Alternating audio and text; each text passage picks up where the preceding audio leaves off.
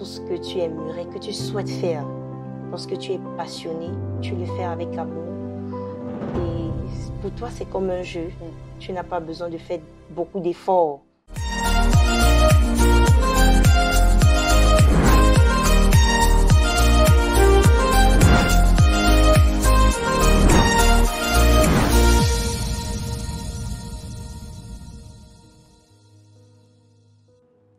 C'est le mois de la femme et c'est une femme que nous recevons aujourd'hui sur MC Business TV avec ce grand sourire. Bonjour Mélissa et bienvenue dans la chaîne des entrepreneurs. Bonjour. Alors c'est un plaisir pour nous de te recevoir. On espère également que c'est un plaisir pour toi d'être là. Le plaisir est partagé. Pour tous ceux-là qui nous écoutent, qui est Mélissa Baba. Mélissa Baba, Negem Baba Mélissa Lauriane, oui. C'est, je dirais, une femme camerounaise et nigériane, parce que je suis issue des parents. Ma maman est camerounaise, mon papa il est nigérien. Oui, je réside dans la ville de Douala. Oui, je travaille à Premier Médical Salle en tant que community management, manager de Premier Médical et je dirais cuisinier en chef des Regards de Lomé. Oui. Alors, on va revenir sur ce nom, les Regards de Lomé. Les Régals. Les Régals. Alors, de pourquoi précisément ce nom? Pourquoi choisir ce nom? Ok, les Régals de Lomé. Lomé, déjà, c'est l'association de mes deux prénoms, Lauriane et Mélissa. Ah, d'accord. Voilà. Oui. Un régal, parce que tous mes plats sont vraiment des régals. Voilà, c'est la raison pour laquelle j'ai pris avec comme slogan Put some love in your mouth. Alors, avec toi, on aborde un sujet passionnant, la restauration en ligne. Pourquoi investir particulièrement dans ce domaine-là? Est-ce que c'est parce qu'à la base, tu es community manager et tu décides, ok, ne pas faire comme les autres et aller vendre tes plats sur le digital, si je peux le dire ainsi? Non, déjà, le restaurant, il est d'abord en ligne. Pourquoi? Parce que pour le moment, parce que mes fonds ne sont pas encore assez, et je dirais, énormes. J'ai d'abord opté pour le restaurant en ligne en attendant de me faire suffisamment de fonds pour pouvoir ouvrir un grand restaurant parce que j'ai une très grande vision. Alors, donc, ça prouve également la force des réseaux sociaux. Aujourd'hui, on n'a pas besoin forcément d'un local. On n'a pas forcément besoin d'un grand fonds pour commencer avec les réseaux sociaux aujourd'hui. On peut partir de zéro à héros.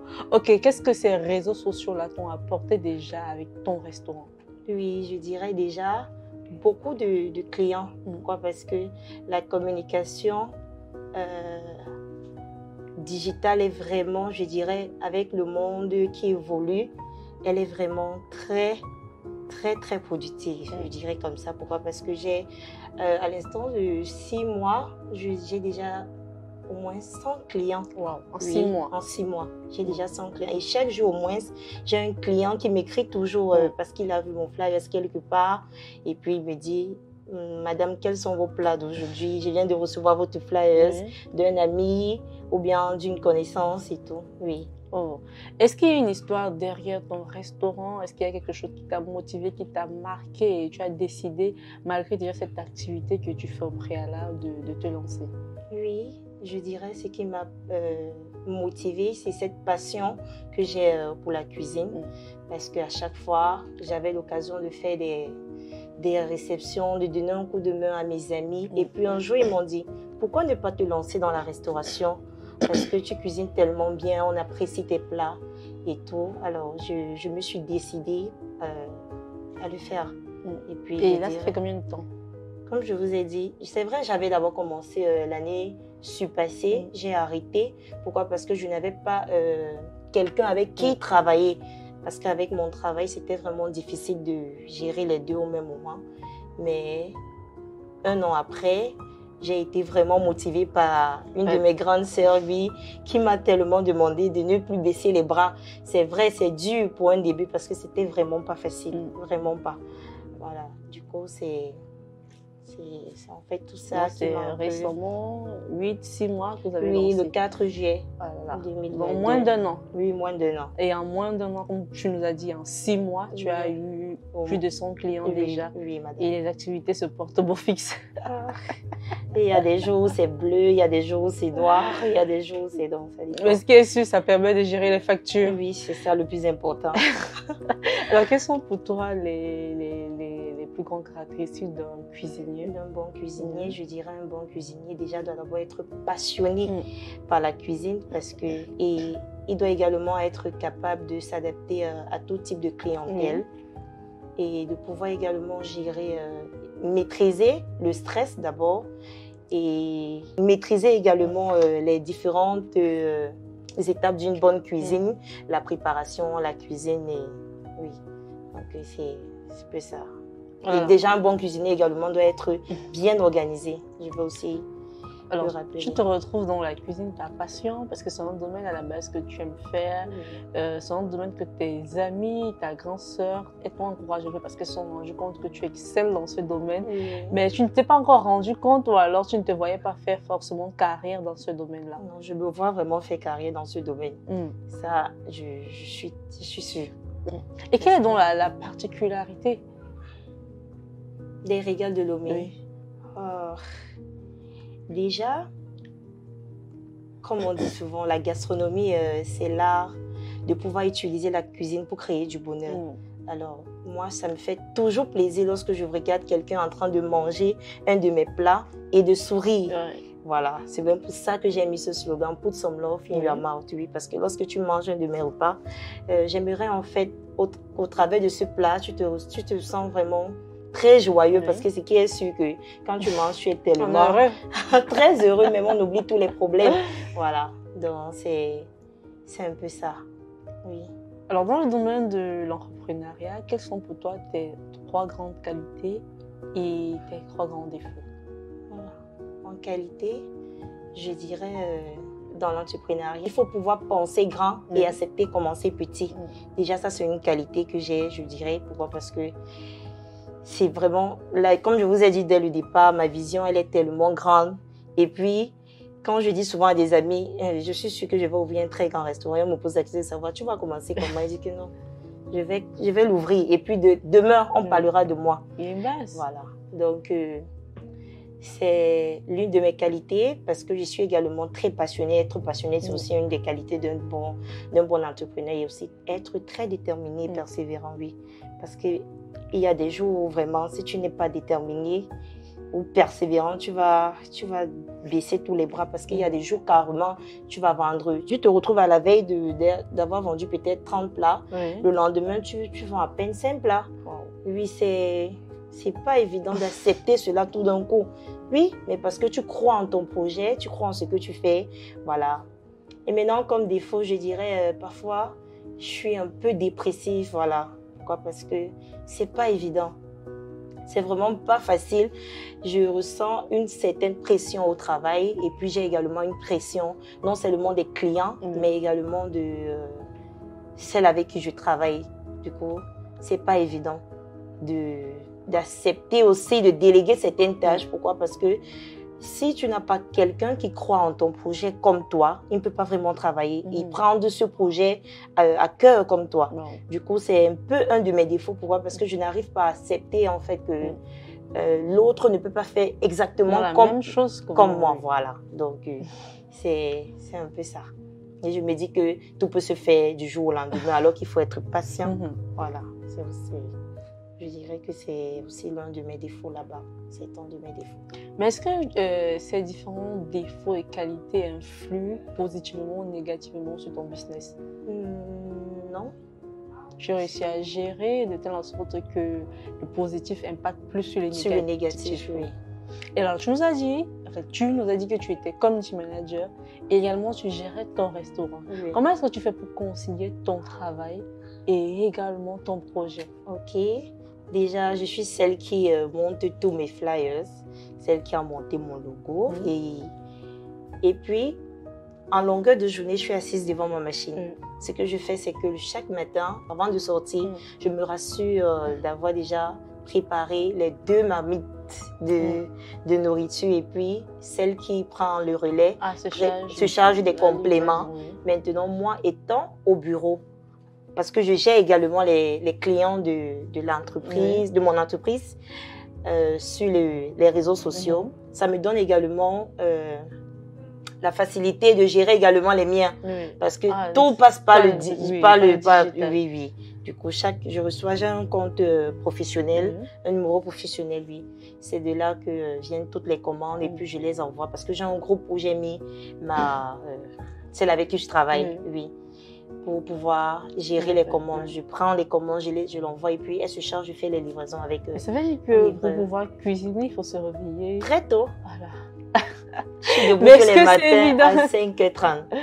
Je rentre du travail à 18h. Oui, je dors au plus tard à 23h. Bon, parce que quand il reste, il faut faire des comptes, il faut vérifier, est-ce que c'est bon. Il faut apprêter ce qu'il faut utiliser le lendemain et tout. C'est pas évident.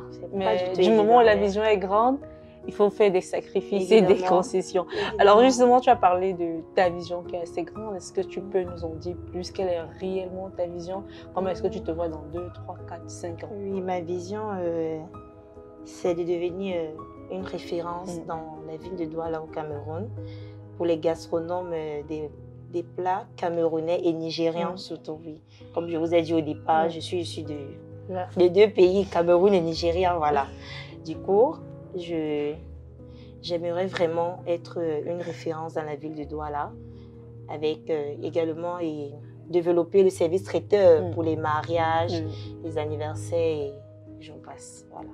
Alors, le quotidien d'un entrepreneur, c'est également les difficultés qu'il rencontre parce que ça ne manque jamais. Tu côtoies 10 entrepreneurs, les 10 vont te dire, voilà, je rencontre vraiment des difficultés. Est-ce que c'est également le cas pour toi ou bien tu fais exception à la règle? Non, c'est pas facile. Pas du tout facile. Je dirais les difficultés auxquelles je fais face tous les jours, c'est le stress. Tellement stressé, tu ressens une certaine pression vis-à-vis d'un client. Pourquoi? Parce que déjà, je me pose souvent la question de savoir, lorsque tu pars dans un restaurant, tu passes la commande, tu es patient. Tu es patient, mais parfois des heures. Ce n'est pas évident. Mais lorsque le client a déjà passé sa commande, pour lui, il aimerait être livré dans les 5 minutes qui suivent. De ce côté, de l'autre côté, tu te retrouves en train de gérer non seulement le stress du client et mettre également ton employé dans une mauvaise position. Et là, il peut se retrouver en train de faire des erreurs. Du coup, c'est pas vraiment évident. C'est vraiment pas évident. Oui. Il y a des jours également où un client passe carrément la commande et puis après, tu appelles le client fatigué, il ne prend pas. Plus. Wow. Pourtant, il a déjà passé la commande. Imagine, il a passé une commande de 5 plats. Tu es sur le lieu, tu appelles le client, il ne décroche pas. Tu dois être capable de prendre sur toi et d'accepter. Et aussi, j'ai déjà fait face à un accident. Oui, mon livreur, l'année dernière, il avait carrément au moins 30 plats sur lui. Il a fait une mauvaise manipulation, voilà. Et puis, il m'appelle, il me fait les vidéos pour me montrer comment les gamelles sont versées. Il faudrait rentrer à la maison et recharger pour satisfaire le client. Et là, ça fait une perte énorme. Il faut garder son sang-froid et accepter que ça peut arriver. Mais à côté de ça, il y a des jours vraiment où c'est rose, voilà. Il y a des jours pour compenser les pertes. Il y a des jours où tout est bleu. Voilà. En fait, l'entrepreneuriat, c'est ça. C'est sombre et en même temps, c'est bleu. Voilà. Alors, si demain ou après-demain, tu n'es plus là et que l'un de tes proches tombe sur cette vidéo, peut-être pas un enfant, quel est le message que tu souhaites laisser à cette personne? Qu'est-ce que tu aimerais qu'on garde de toi? Je dirais qu'un bon entrepreneur doit être déterminé, persévérant. Voilà. Tout ce que tu aimerais, que tu souhaites faire, lorsque tu es passionné, tu le fais avec amour. Et pour toi, c'est comme un jeu. Tu n'as pas besoin de faire beaucoup d'efforts. Oui. Et puis tout passe. Voilà. Du coup, lorsque tu as un projet, vraiment, déjà, il faut le remettre entre les mains de Dieu. Parce que ça aussi, si ce n'était pas la grâce de Dieu, c'est que je ne serais même pas... Je serais plus debout. Comme je dis, il faut être vraiment très passionné vraiment passionné. Parce que quand tu es passionné, tu le fais avec amour et tu oublies facilement tout ce que tu as rencontré comme, oui, du coup, il faut aimer. Quand tu aimes ce que tu fais, tu le fais bien. Alors, tu as parlé de passion et justement sur MC Business TV, on a plein de passionnés, on a plein des amoureux de l'entrepreneuriat et surtout, pourquoi pas, on a des personnes qui sont intéressées par le domaine de la cuisine. Et quel est le conseil que tu peux donner à ces personnes-là qui désirent de se lancer dans cette même activité? Voilà. Déjà, pour se lancer dans l'activité, il faut aimer, vraiment aimer la gastronomie. Parce que, comme j'ai dit dès le départ, la gastronomie, c'est là d'utiliser la cuisine pour créer du bonheur. Oui. La cuisine, c'est de l'amour. Déjà, tu dois pouvoir aimer ceux pour qui tu prépares. Oui. Même sans les connaître, il faudrait que lorsqu'on mange ton repas, on te pose la question de savoir, mais qui est cette femme? Comme à chaque fois, les clients pensent toujours que celle qui vient livrer, c'est elle qui prépare. Oui. Il y a des gens qui ne me connaissent pas, certains qui ne me connaissent pas, oui, parce que parfois, je prends des permissions au travail 2 jours, et puis je me permets de faire des livraisons pour pouvoir entrer en contact, proche, être proche de mes clients. Voilà. Donc, je dirais vraiment, la restauration, c'est pas tout le monde qui peut exceller dans ce domaine. Pourquoi? Parce que il faut avoir la manie d'être capable de mélanger, de savoir mélanger qu'est-ce qui va avec Y, qu'est-ce qui ne va pas avec Y. Voilà. C'est pour ça qu'il y a certains restaurants qui ouvrent aujourd'hui et demain ils ferment. Oui. Parce qu'ils se disent que c'est tout le monde qui peut préparer, même si tu apprends, non. Déjà, c'est un don. Ça aussi, même la cuisine, c'est un don. Oui. Il y a des gens qui, sans faire d'efforts, ils font des merveilles. Voilà. Donc, c'est un peu ça. Alors, vous l'avez compris, justement, les amis, avec la passion, le sang-froid, la détermination, vous pouvez faire beaucoup et énormément de choses. Moi, je vous laisse en compagnie des différents programmes Ascension et Inspiration et je vous donne rendez-vous samedi. Bonne fête de la femme. C'est le mois de la femme et nous sommes à l'honneur. Pour un séjour calme et agréable à Abidjan et à Douala, choisissez MC Home, votre nouvelle agence immobilière. Nous mettons à votre disposition des appartements meublés ultra-modernes au bord des routes principales. Bénéficiez d'un cadre sécurisé, entièrement équipé avec une couverture Internet haut débit pour un séjour inoubliable. Réservation au Cameroun, plus 237 676 05 17 87. En Côte d'Ivoire, plus 225 07 88 75 24 07. MC Home. Faites comme chez vous.